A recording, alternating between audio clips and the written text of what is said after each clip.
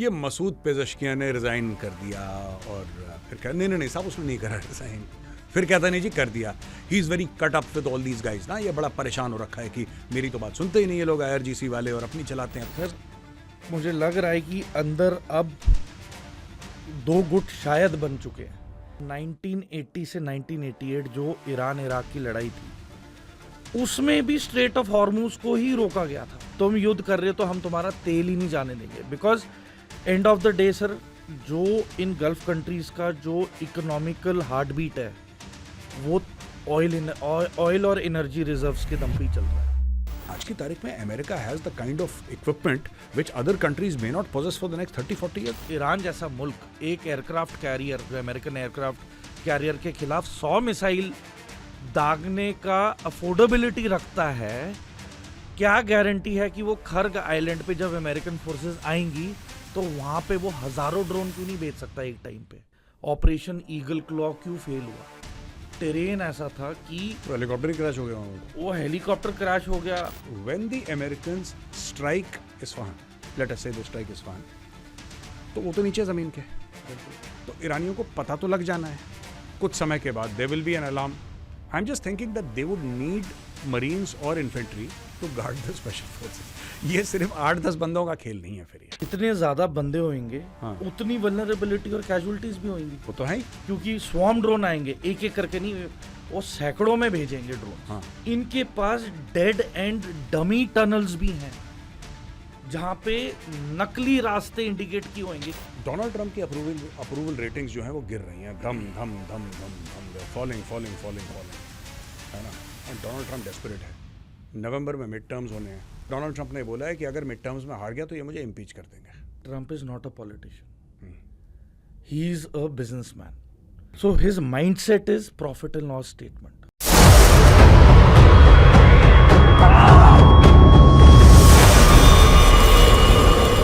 Chanakya forum presents Ranakshetra. जय हिंद दोस्तों, मैं हूं मेजर गौरवारिया और आप देख रहे हैं रणक्षेत्र। वही आपका पुराना फेवरेट रणक्षेत्र, लेकिन एक दूसरे फ्लेवर के साथ। इसमें बात होगी डिफेंस की, नेशनल सिक्योरिटी की, जियोपॉलिटिक्स की, और हमारे गेस्ट हैं मेजर समरपाल सिंह तूर। आप इनको जानते हैं। Major Toor, a very warm welcome. जय हिंद सर, कैसे हैं सर आप? बिल्कुल, जय हिंद टू यू एंड बहुत अच्छा लगा। Welcome to a studio.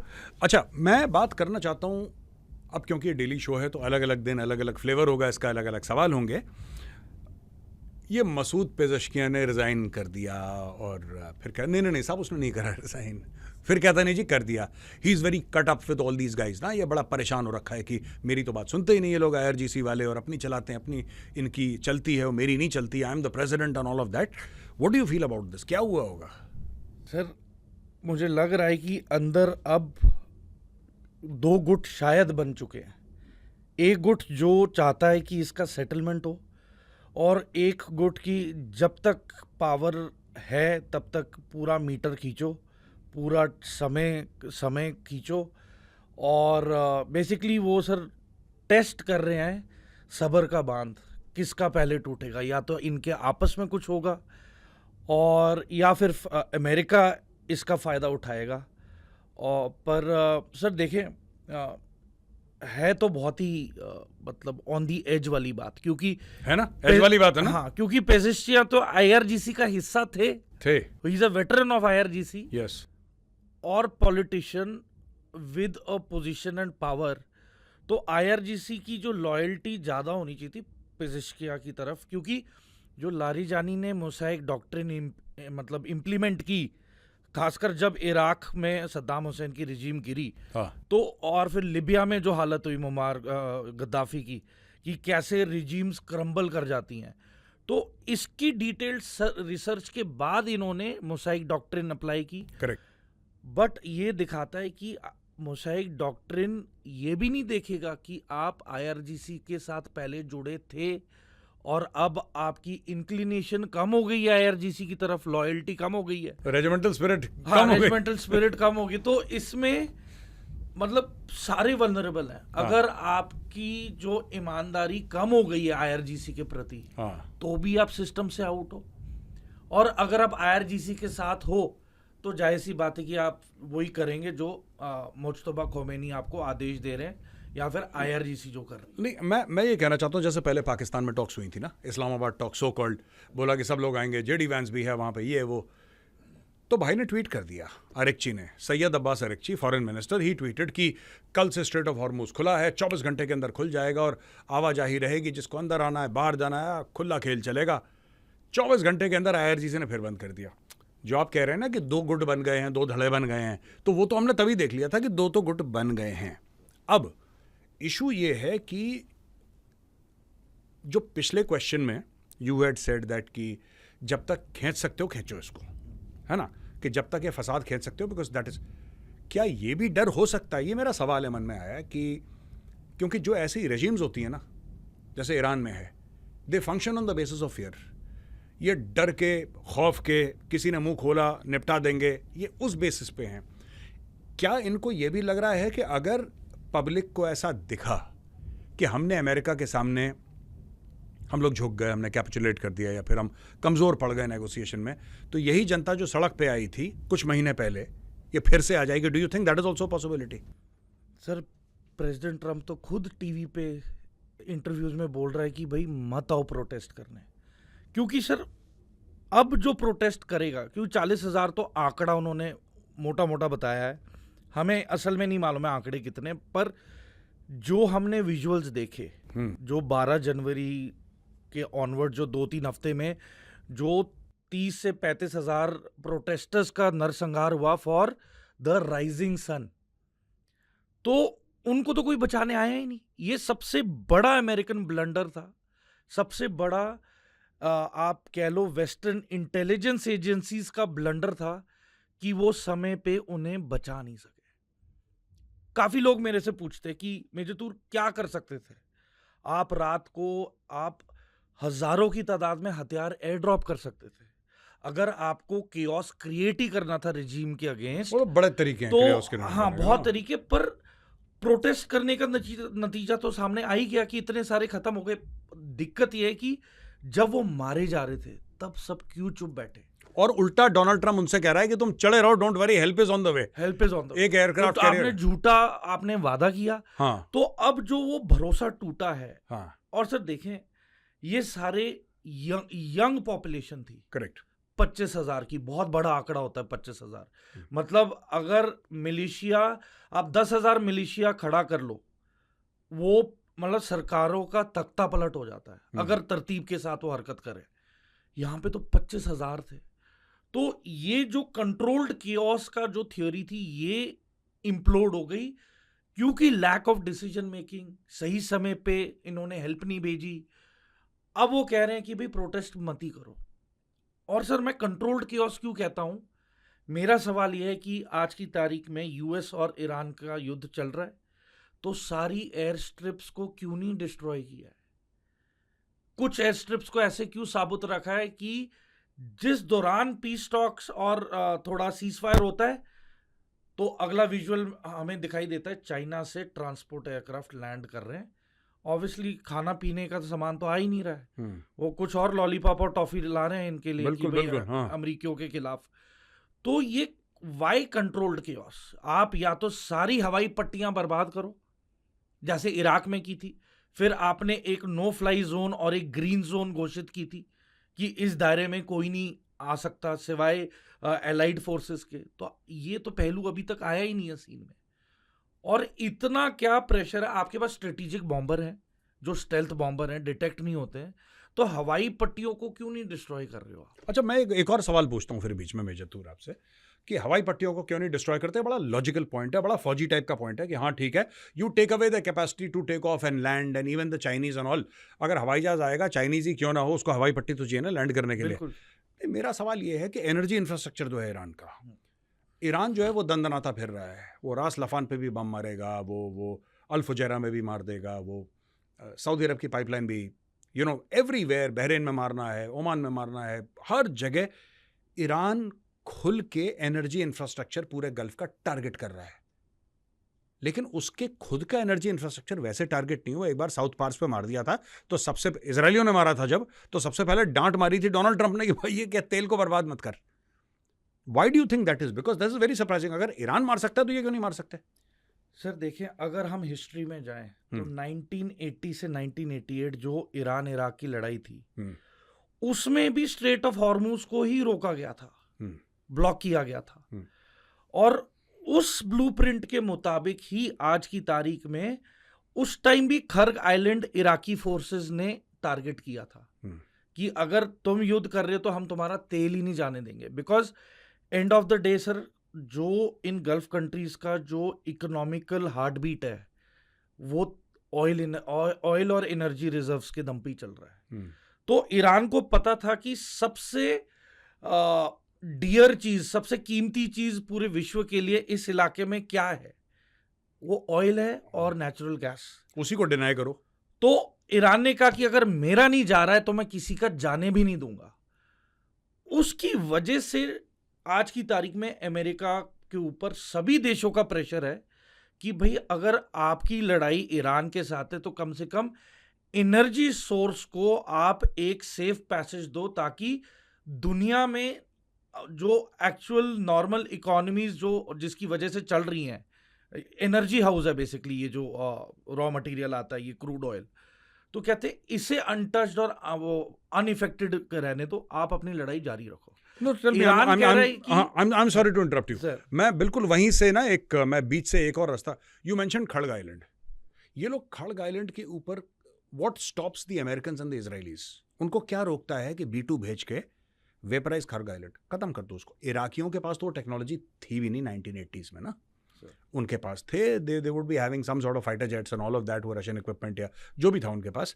लेकिन आज की तारीख में America has the kind of equipment which other countries may not possess for the next 30-40 years. उनके पास तो आज वो इक्विपमेंट है, आज वो प्लेटफॉर्म्स हैं। What stops them? ये खड़ग आइलैंड पे या बंदर अब्बास पे बॉम्ब करके उनका, या साउथ पार्स पे बिल्कुल उनके एनर्जी रिजर्व्स। मैं क्यों कह रहा हूँ? बिकॉज अभी आपने बोला कि भाई उनकी ताकत एनर्जी रिजर्व्स है, गैस है, तेल है।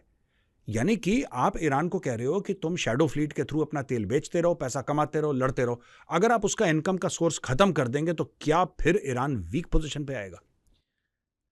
जिस दिन खर्ग आइलैंड को टारगेट किया जाएगा जी, उस दिन हाइपरसोनिक मिसाइल्स और भी की इंस्टॉलेशंस जो गल्फ में हैं, ये जो रिसोर्स वाले सेंटर्स हैं, उनको तबाह कर देंगी। अभी तो डैमेज हो रहा है, ये बिल्कुल तबाह कर दिया जाएगा। और अमेरिका जानता है कि अगर उसने खर्ग आइलैंड पे हमला किया और तेल वहां से डिनाई कर दिया दुनिया को, क्योंकि उन्होंने पहली वेनेजुएला का जो टैप है, जो नलका है तेल का, वो बंद कर दिया है। किसके लिए? चाइना के लिए, रशिया के लिए और भी बाकी देशों के लिए।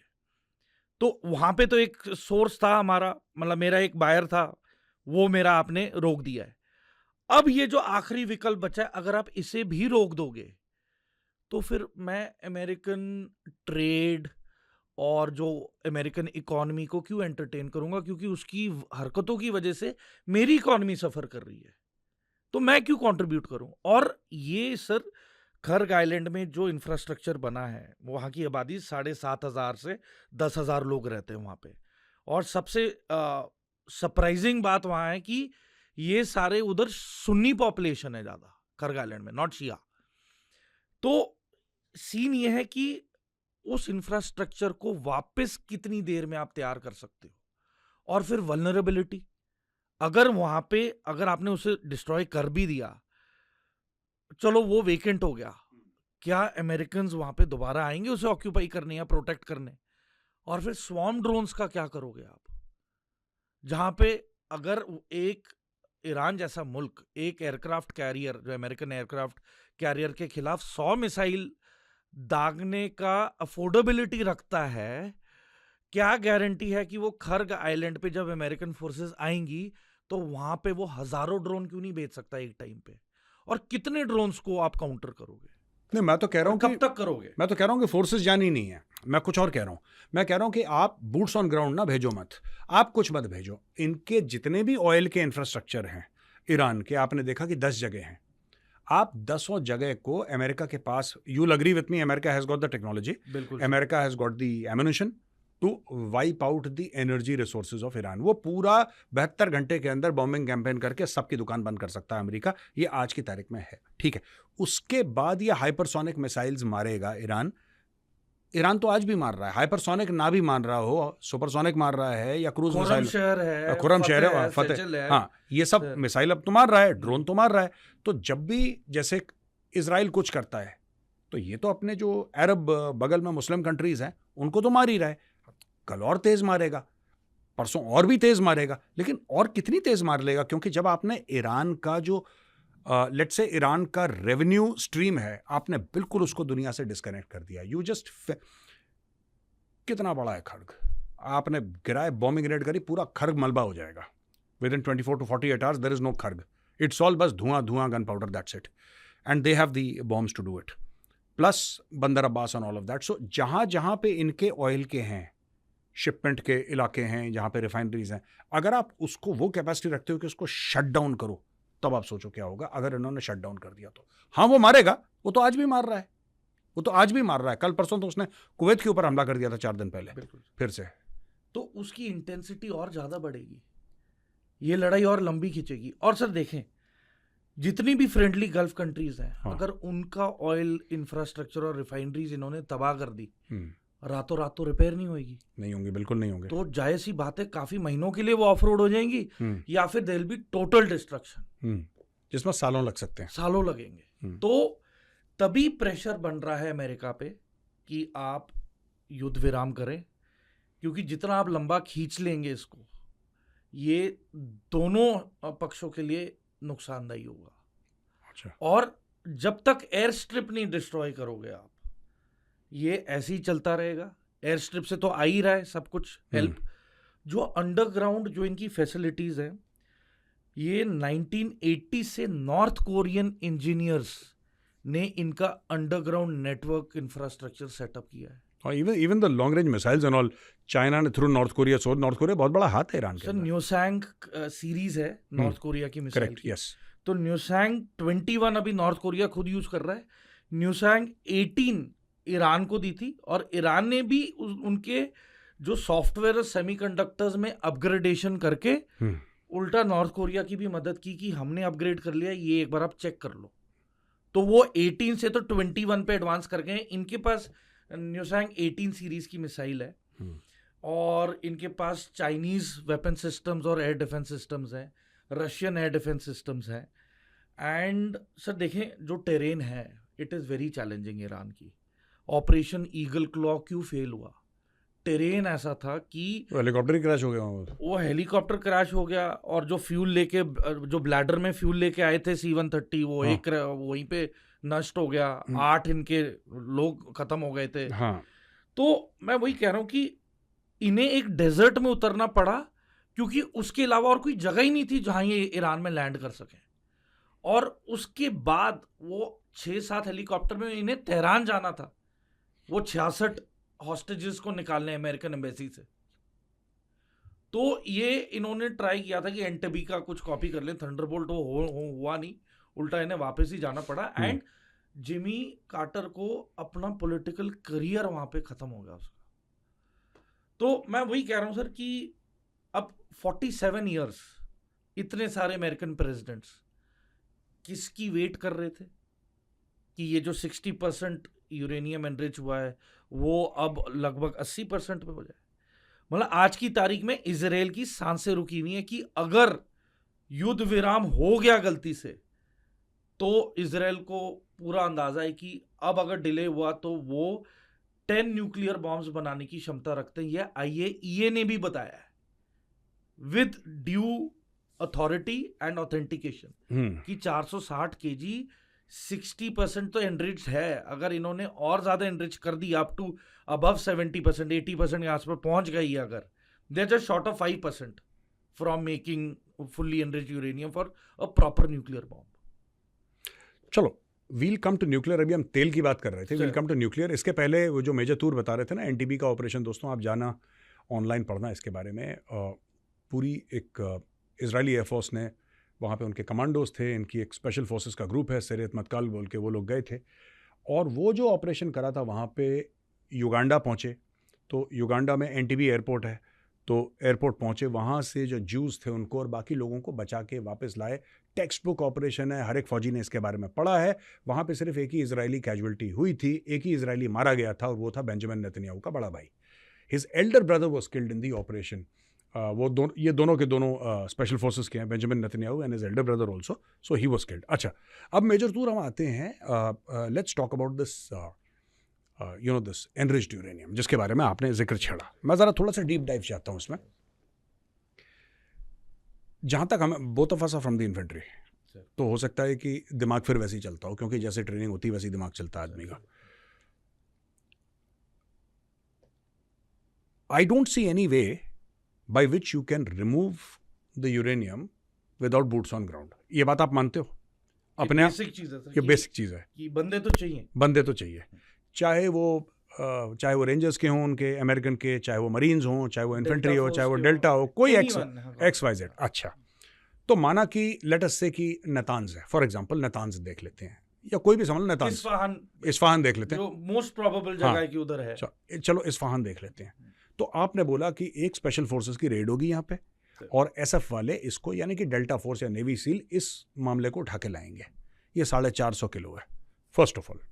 तो 450 किलो हम ये मान के चल रहे हैं, for the sake of this podcast, कि 450 किलो एक जगह पड़ा हुआ है, ठीक है, हम मान के चल रहे हैं, मान के चलो। Let's give the Americans handicap दे देते हैं, हाँ, आगे छूट दे दी, चल कोई दिक्कत नहीं, घर की बात है। तो माना कि सब एक जगह पड़ा हुआ है। Now when the Americans strike Isfahan, let us से दे स्ट्राइक इस्फहान, तो वो तो नीचे जमीन के, बिल्कुल सर। तो ईरानियों को पता तो लग जाना है कुछ समय के बाद, they will be an alarm. I am just thinking that they would need marines और infantry to guard the special forces. ये सिर्फ 8-10 बंदों का खेल नहीं है फिर ये। नहीं सर, इन्हें डिवीजन स्ट्रेंथ तो, क्योंकि सर देखिए वो लोकेशन ऐसी है आपको, अब मैं वही बोल रहा हूँ कि डिवीजन मतलब तकरीबन 10,000 बंदे मोटा मोटी। पर मैं ये बता रहा हूँ कि जितने ज्यादा बंदे होंगे, हाँ, उतनी वल्नरेबिलिटी और कैजुअलिटीज भी होंगी। वो तो है ही, क्योंकि स्वार्म ड्रोन आएंगे, एक एक करके नहीं, वो सैकड़ों में भेजेंगे ड्रोन। हाँ। तो पहले तो इसका आपके पास काउंटर क्या है, तो यू मेंटली प्रिपेयर होना है कि बॉडी बैग्स बहुत होंगे। पॉइंट नंबर 2 सर, मैं ये कह रहा हूँ कि जो ये अंडरग्राउंड टनल नेटवर्क्स हैं, इनकी जो दरवाजों की थिकनेस है, ये 2.5 फुट 3-3 फुट मोटे ठोस स्टील के हैं। तो अगर आपके पास स्पेशलाइज्ड कटिंग टूल्स नहीं है तो आप उसे कैसे खोलोगे? अगर, और इतने मोटे और हैवी, मतलब ये टन्स के हिसाब से दरवाजे हैं, अगर उसमें आप एक्सप्लोसिव लगाओगे भी तो जो बाकी दरवाजे के भीतर जो सीलिंग है जो टनल की, क्या वो एक्सप्लोजन में क्या वो केविन होगी? अगर केविन हो गई तो आपने तो रास्ता खुद ही ब्लॉक कर दिया। तो आप निकालोगे क्या अचीव करोगे? तो बेसिकली सर ये थोड़ा इम्प्रैक्टिकल है कि ये स्पेशलाइज्ड टीम, चलो अगर भेज भी दी, चलो इनके पास डेड एंड डमी टनल्स भी हैं जहां पे नकली रास्ते इंडिकेट किए होंगे कि यहां पे ये जा रहा है, ये जा रहा है, पता चला वहां पे गए तो चट्टान का डेड एंड है, आप अंदर ट्रैप हो गए, ये अब बाहर कैसे निकले? और जाहिर सी बात है जब ये अंदर जाएंगे तो वो लाइटें तो बंद हैं। और ये जो सर मैं एक I will not go much in detail, but I have been to few underground facilities जहां पे कि आपको 24 घंटे जनरेटर की रिक्वायरमेंट है, वरना बाई चांस अगर वो जनरेटर फेल हो गए तो आपका जो ऑक्सिलरी यूनिट भी होगी वो भी कुछ हद तक आपका वेंटिलेशन सिस्टम चलाएगी, पर जैसे ही वेंटिलेशन सिस्टम आपका बंद होगा, you will suffocate to death. दरवाजे भी एयर टाइट होते हैं वाले। और चलो ये भी हमने छोड़ा सर, अगर आपने टनल के अंदर लाइट ऑफ कर दी, आप अपना हाथ यहां तक ले आओगे ना सर, आधा फुट, मतलब बिल्कुल आपके आंख के सामने, आपको दिखेगा ही नहीं कि आपके सामने कुछ है। तो फिर तरीका क्या है निकालने का? आप नाइट विजन गॉगल्स पहन लो, आप जो मर्जी इक्विपमेंट ले जाओ। मुद्दा यह है कि आप इतने मोटे और जो थिक दरवाजे हैं, कितने सारे होंगे टनल नेटवर्क में, और कितनों को आप तो मतलब कैसे काटोगे? कैसे एक्सप्लोड करोगे? क्या गारंटी है कि जो इंटीग्रिटी है टनल की वो बनी बरकरार रहेगी? क्या गारंटी है कि जब when you say integrity you say that ऐसा ना हो कि because of the boom वो पूरा खाका ही अंदर केविन हो जाए, अंदर केविन हो जाए। सिक्योर हो जाए। हाँ, जैसे कि हम देखते हैं कि जब ड्रिलिंग होती है और बॉर्डर एरियाज में, इंडिया में भी तो होता है कि साहब टनल कोलैप्स हो गया, इतने बंदे फंस गए। बिल्कुल, तो talk about the same thing essentially, कि अगर कुछ ऐसे एक्सटर्नल प्रेशर्स आते हैं, इंटरनल कोई ब्लास्ट होता है, बिल्कुल। अंदर they go boom, then the things collapse. अच्छा, so what is the solution? मुझे तो कोई समझ में नहीं आता। देखिए सर, सॉल्यूशन इसका यही है कि जैसे रशिया में हमने देखा था जो उनका थिएटर सीज जो हुआ था, हाँ हाँ, जो चेचन रिबेल्स ने किया Correct, था, हाँ। तो या तो ये इनके वेंटिलेशन सिस्टम के अंदर कुछ ना कुछ कोई पॉइजनस गैस उसके अंदर करेंगे ताकि उन्हें जबरदस्ती निकलना पड़े ये टनल से, या फिर अंदर ही अंदर सब खत्म हो जाए, या तो ऐसा करो कि दबी जाए, खत्म ही हो जाए पूरा, या फिर आपको रिलेंटलेस बॉम्बिंग महीने महीने करनी पड़ेगी कि वो पूरा जो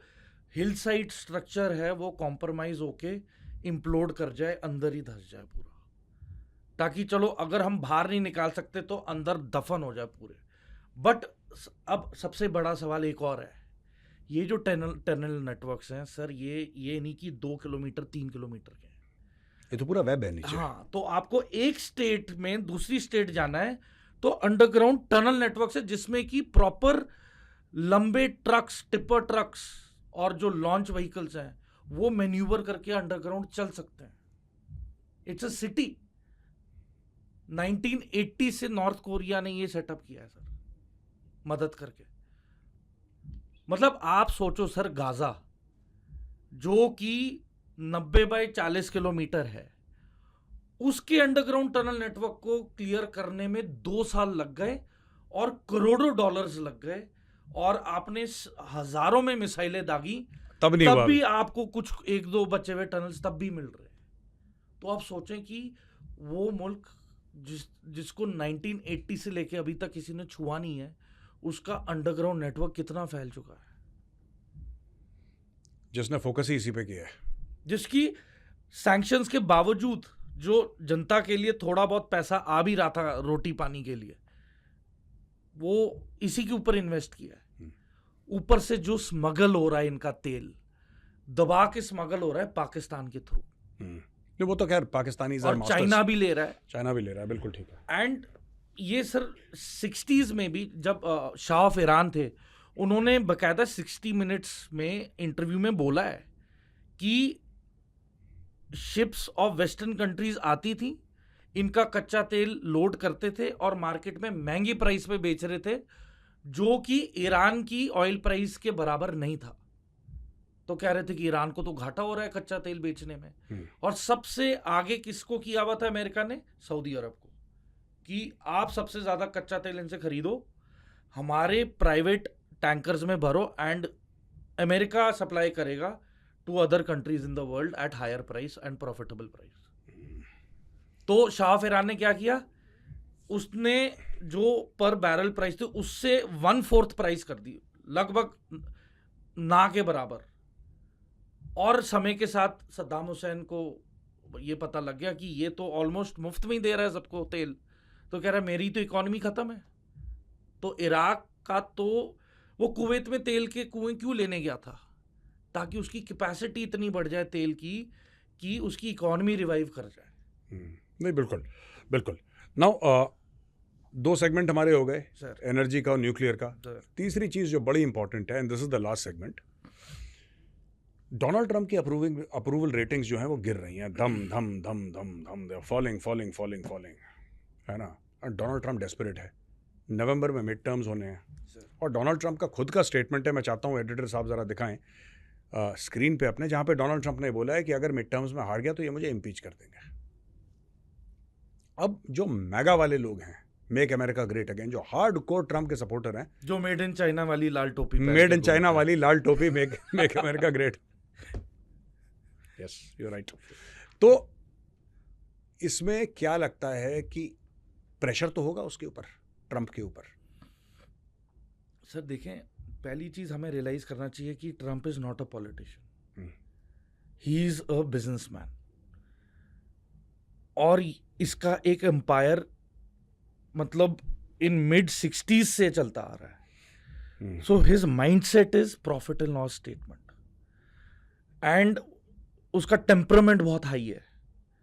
बल्कि जब वो पायलट वहां पे क्रैश कर गए थे F-15 में इस्फहान के पास, तो इनको बकायदा ट्रम्प को मतलब लॉकआउट करना पड़ा कमरे से. I believe so, I believe so. आप प्लीज मत आओ, हाँ तुम ज्यादा शोर मचा रहे हो तो हम कंसंट्रेट नहीं कर पा रहे, let us do our job. हाँ, वरना ये बोलता अटैक करो, ये करो, वो करो. तो हाँ. There were few generals who give him a shut up call हाँ. कि भाई enough is enough, now let us deal with this professionally, तुम साइड हो जाओ.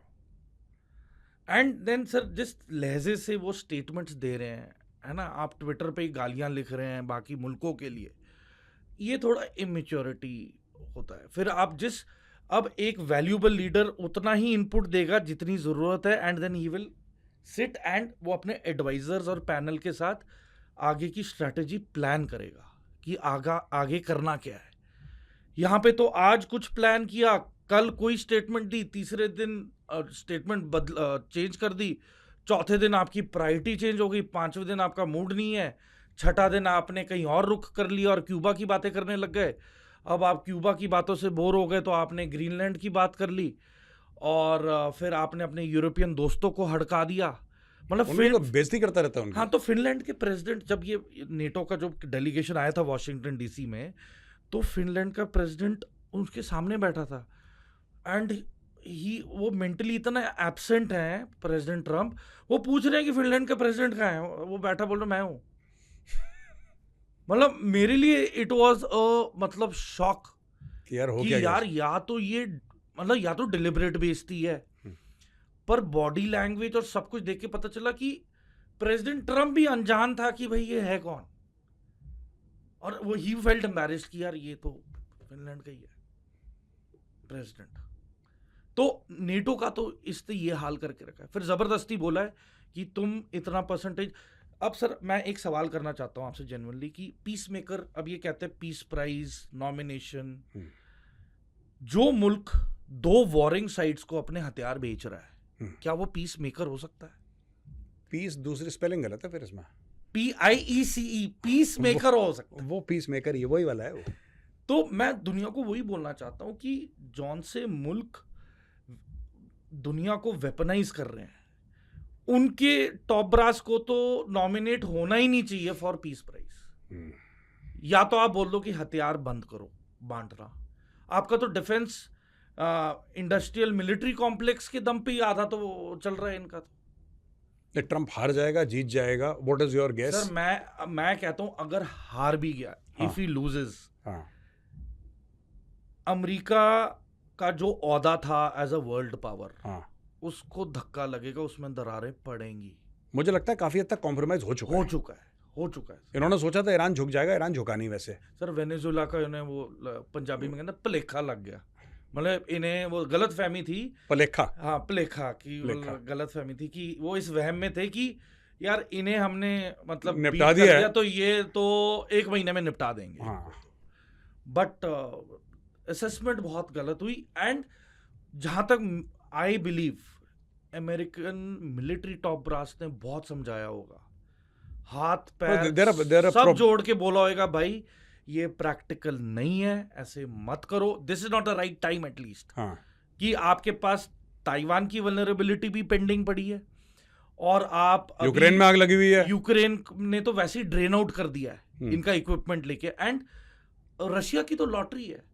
जो यूके का एनलॉस एंटी टैंक मिसाइल सिस्टम था, वो उनको साबुत कैप्चर किए हैं. मतलब बहुत सारा मिलिट्री आर्सेनल यूएसए और यूरोप का आज की तारीख में रशिया को साबुत और फंक्शनल हालत में मिल गया है. वो रिवर्स इंजीनियरिंग करेंगे. दे आर हैप्पी कि भाई हमारा जो मतलब आईपी थेफ्ट में कौन है अव्वल दर्जे पे? चाइना. रशियंस वो रगेड बनाते पर प्रैक्टिकल सामान बनाते हैं. अब उन्हें ये असिस्टेंस मिल गई है कि अब इनका टेक्नोलॉजी इनकलकेट करके we will upgrade our weapon systems. But Russia China को अपना कोई वेपन सिस्टम नहीं बेचता है, क्योंकि जो गजराज है IL-76, जो सुखोई है, वो एक छोटा बैच चाइना ने खरीदा और सारा कॉपी पेस्ट मार के आज उसने अपनी एयरफोर्स खड़ी कर ली है. वो तो करता ही है। F-35 के ब्लूप्रिंट्स चोरी किए हाँ और J-35 series and J series के इन्होंने ना, वो तो है, वो पूरा का वाइट पूरा टेम्परर everything। इन्होंने, जो अभी अमेरिका का F-47 है, अभी इंट्रोड्यूस होगा, होगा। वो अभी ट्रायल कर रहा है उसका नकल मार के आईपी राइट का। The only thing that America has आज की तारीख में sir, which is beyond her एक कंट्री का जो टेक्नोलॉजी है, वो है इनका स्पेस कमांड का जो प्रोजेक्ट X-37B, जो स्पेस में 930 दिन बिता के वो एयरक्राफ्ट वापस लैंड हुआ है। तो ये एयरक्राफ्ट वहां ऊपर कर क्या रहा था? It was marking and designating satellites of other countries, और उनका ऑर्बिटल पाथ्स नोट हो रहे थे 930 दिन तक। 265 दिन का एक साल है सर। 365। हाँ 365 दिन का एक साल होता है। आप सोच लो 930 दिन वो सिर्फ रिकॉग्नाइज कर रहा है कि ये कौन से मुल्क की सैटेलाइट है और ये कब और कितने बजे यहाँ से गुजरती है। मतलब उसने सारी कंट्रीज की कम्युनिकेशन सैटेलाइट्स, नेविगेशन सैटेलाइट्स, जो स्पाई सैटेलाइट्स, सबको डेजिग्नेट करके रखा हुआ है कि जब इनके हाथ से गेम आउट होगी तब सबसे पहले वो सैटेलाइट उड़ाएंगे और धरती पे सारे कम्युनिकेशन सिस्टम्स रिडंडेंट हो जाएंगे। तो मैं वही पूछ रहा हूँ कि स्टारलिंक की हजारों सैटेलाइट्स आज की तारीख में ऑर्बिट में है। चाइना भी उसी का कुछ कॉपी करने की कोशिश कर रहा है। तो आई थिंक ये एक प्लान्ड एक कोलैबोरेशन है स्पेस एक्स की और अमेरिकन जो स्पेस कमांड है उसकी। एंड यूक्रेनियंस क्या कर रहे हैं, वो अपने ड्रोन्स में स्टारलिंक का ही सिस्टम लगा के उसे हजारों किलोमीटर रशिया के इन डेप्थ भेज के रिफाइनरीज पे हमला कर रहे हैं, सबमरीन बेसिस पे हमला कर रहे हैं। तो अब मुद्दा यह है कि अगर हमें कुछ करना है, अगर इंडिया ने कुछ करना है, तो हमें अब जैमिंग इक्विपमेंट बनाना पड़ेगा, इलेक्ट्रॉनिक वॉरफेयर में इन्वेस्ट करना पड़ेगा, जो ये सिस्टम्स को डिनाई करे विजिबिलिटी और फंक्शनिंग इनका हमारे एयर स्पेस के ऊपर। करेक्ट। और एयर स्पेस तो छोड़ो सा, अब तो मैं कहता हूँ कि स्पेस में भी जो हमारा एरिया है, that should be also made secure with time. The anti satellite missiles will be है हमारे पास है। तो बट उसमें इशू क्या है कि sir if we fire one anti satellite missile, उसके इतने टुकड़े होंगे स्पेस में कि बाकी देशों की भी सैटेलाइट्स डैमेज होंगी, हो सकती हैं और होंगी। उसका नुकसान की भरपाई कैसे होगी, उसके डिप्लोमेटिक रिपरकशंस क्या होंगे, पॉलिसीज में क्या चेंजेस आएंगे, और अगर ये वेपन यूज किया तो इसका मतलब ऑब्वियसली हमारी भी सैटेलाइट्स वल्नरेबल हैं। तो या तो अब सैटेलाइट्स जो लॉन्च होंगी उसका एक सुरक्षा कवच होना चाहिए। तो बहुत सारी चीजें हैं सर। इट इज नॉट कि आपने ये सिस्टम बना दिया तो हो गया। ये एवोल्यूशन अभी शुरू हुआ है और आने वाले टाइम में इस पर बहुत चेंजेस आने वाले हैं सर। चलो, thank you very much for giving us your time major Toor. दोस्तों, आपने देखा रण क्षेत्र में मेजर तूर के साथ हमारी बातचीत हुई और कई टॉपिक्स पे, from space to energy to nuclear to किस तरीके से वहाँ पे जाना है, अगर न्यूक्लियर मटेरियल निकालना है, जो भी चीज़ें सारी कुछ डिस्कस हुई। आपको पसंद आया होगा ये एपिसोड। अगर पसंद आया है तो आप please go to the comment section and write your comments and what topic would you like for us to take for you. This is going to be a daily show with Major Samar Toor. Thank you very much for watching. Major Toor, thank you very much. Thank you sir. और आप सब लोग जो देख रहे हैं, बहुत बहुत धन्यवाद आपका। जय हिंद। जय हिंद सर।